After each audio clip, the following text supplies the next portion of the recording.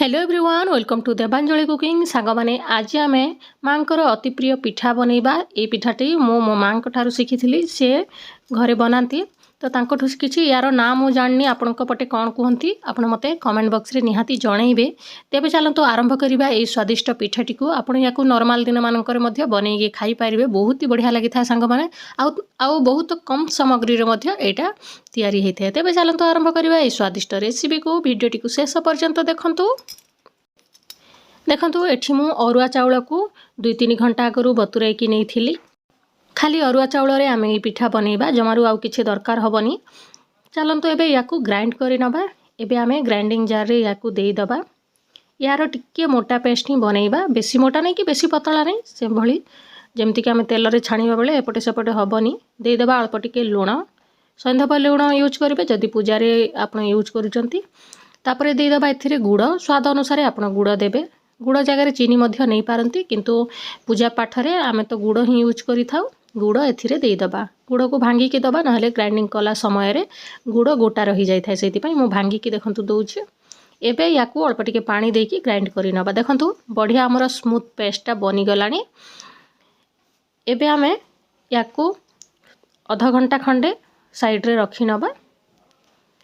देखंतु आधा घंटा खंडे हमर हेई गलानी। आमे एथिरे देई दबा अदा छेचा, बहुत बढ़िया फ्लेवर दे थाए। अदा छेचा देले निहाती पकेइबे जदि अच्छी। तापरे दे देबा टिके गोलमरीच गुंड, बहुत बढ़िया फ्लेवर आसीबो। तापरे दे देबा गुजराती गुंड। एबे आमे एथिरे दे देबा पान मधुरी, बहुत बढ़िया फ्लेवर आसी थाए। निहाती पकेइबे जदि नाही स्किप करि पारंती। याकू भले भाबरे गोळेइ नबा।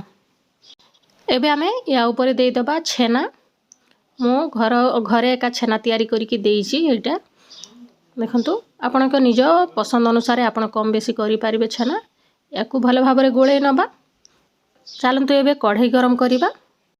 देखंतु कढ़ईटा हमर गरम हेई गलानी तेल। एबे आमे गोटे डंका एथिरे देई दबा। देखंतु आपन बड़ बड़ पिठा मध्य बनै पारिबे किंबा छोट भी करि पारिबे, किछि असुविधा नै।